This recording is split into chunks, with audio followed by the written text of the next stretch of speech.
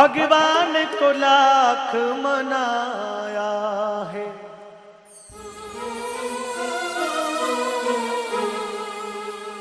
देखिए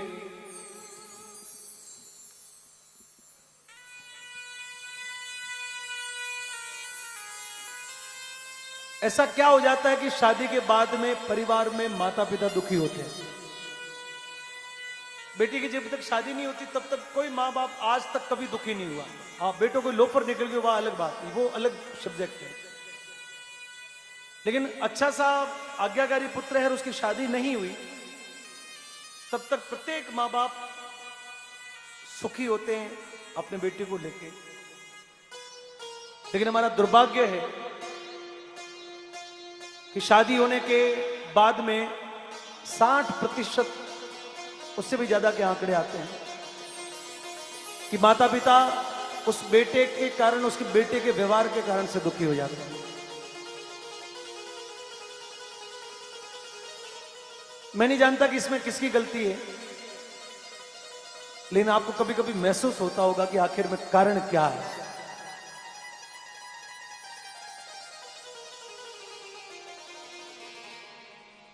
आप रामदेवरा मत जाओ, आप माजिसा के दरबार में मत जाओ, कहीं पर भी मत जाओ। साक्षात जिन्होंने हमको ये दुनिया दिखाई है, जिनकी बदौलत हमारा जीवन बना,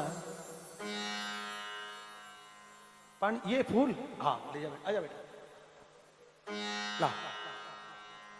इस बिटिया के लिए किसी चीज का ना नहीं आज, लो बेटा ले जाओ, मस्त।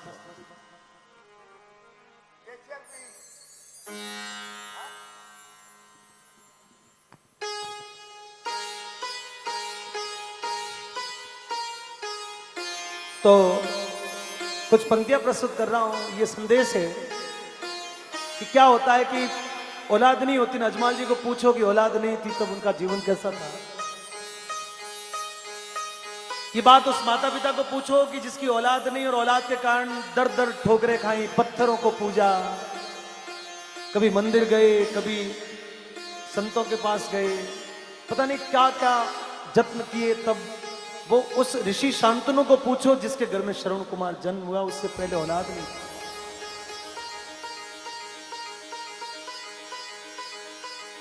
हमने सुना है कि श्रवण कुमार के माता पिता अंधे थे, लेकिन मित्रों आप इतिहास कभी उठा के देखना कि श्रवण कुमार का जब जन्म नहीं हुआ था उससे पहले वो अंधे नहीं थे, उससे पहले उनको दिखाई देता था। लेकिन पुत्र रत्न पुत्र मिले, उसके कारण से उन्होंने अपनी आंखों को निकाल के यज्ञ में आहुति के रूप में दे दी। आंखें नहीं होगी तो भी चलेगा, लेकिन पुत्र हो जाए तो बूढ़ापे में सेवा कर दे, पुत्र हो जाए तो जीवन धन्य हो जाए।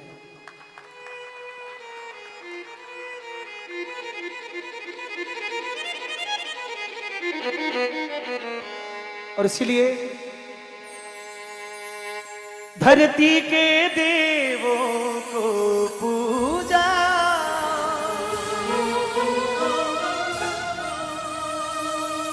भगवान को लाख मनाया है।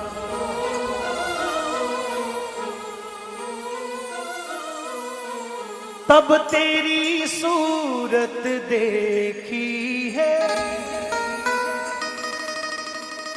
संसार में तुझको लाया है। इन पावन लोगों के दिल को पत्थर बन कर मत तोड़ना, हर बात को तुम भूलो भले, माँ बाप को मत भूलना, उपकार इनके लाखों, इस बात को मत भूलना।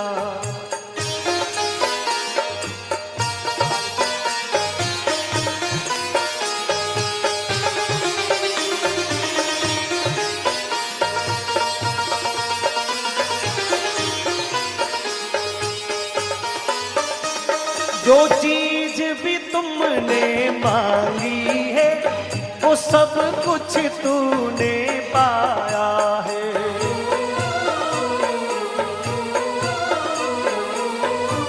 जिद को लगाया सीने से, बड़ा तुझ पे नेह लुटाया है। हम देखते हैं कि रात को 12 बजे थी, बेटा उठ के कहे कि पापा मिठाई खानी है, और यदि वो जिद पे आ जाए तो हमको उसको शांत करने के लिए निश्चित रूप से वो उपाय करना पड़ता है। माता मैंने बेटी कई बार मेलों में जाती हो, छोटे बच्चे खिलौनों को देख के बड़े लालायित हो जाते हैं। मेरे साथ में तो बहुत बार होता है। पिता का सामर्थ्य हो या ना हो, और उसने तय कर लिया कि मुझे तो उड़ने वाला हेलीकॉप्टर चाहिए, और पिता भली महीने के 5,000 कमाता और उस हेलीकॉप्टर के 4,000 रुपए लग रहे, तो भी ये सोच के उसको एक बार दे दिलवा देगा कि यार मैं कहीं से भी गुजारा कर दूंगा, चला लूंगा, लेकिन मेरे बेटे की इच्छा।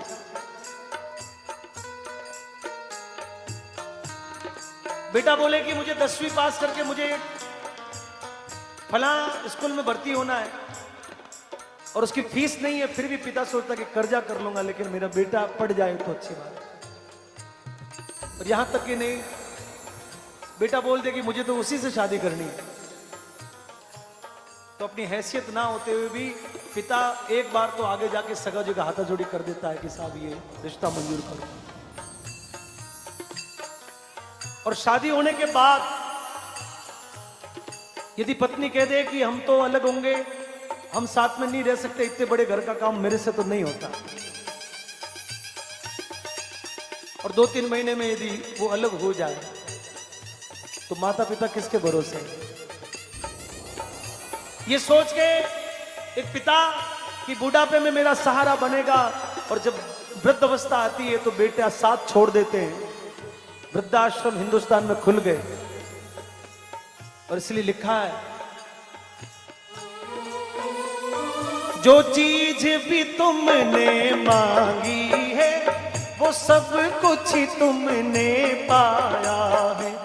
हर जिद को लगाया सीने से, बड़ा तुझसे नेह जताया है। इन अमृत देने वालों के जीवन में जहर मत घोलना, हर बात को तुम भूलो भले, माँ बाप को मत भूलना।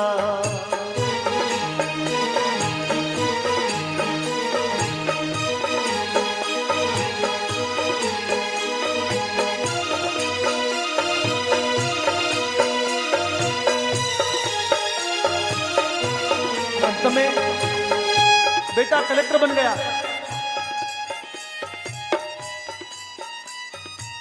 माता पिता के लिए संतान हमेशा समान होती। एक गांव में, गजू भाई सुनना,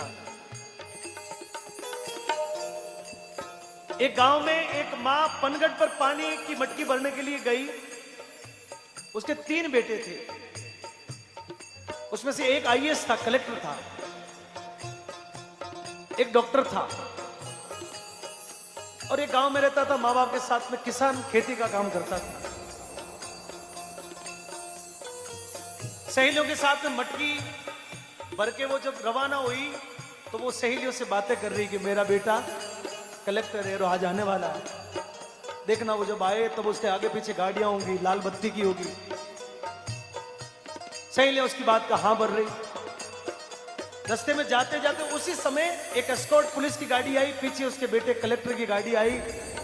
कलेक्टर ने शीशा नीचा किया, मां को बोला कि मां मैं आ गया, घर जा रहा हूं। मां ने बोला बेटा चल मैं पहुंच रही हूं।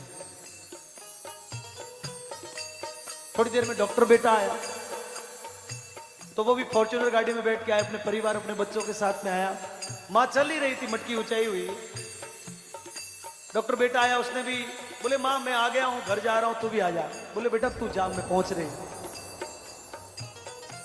पनगढ़ के पास में खेत था, शाम का वक्त हो चला था, तो जो किसान बेटा था वो खेती का काम करके घर की तरफ आ रहा था, और उसकी जैसी नजर पड़ी कि मां ने इतनी भारी मटकी ऊंचाई हुई है, भागता भागता हुआ आया मां के पास। बोले मां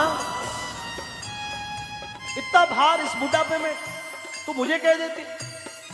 चल ये मटकी मुझे दे, फटाफट से मुझे दे। उसने फट से उस मटकी को हाथ लगाया और अपने कंधे पर उस मटकी को रख दिया। बोले मां चल।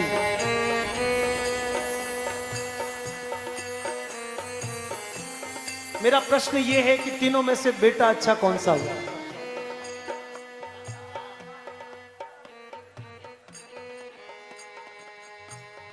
बस इस बात को, ये बात यदि आपके समझ में आ जाए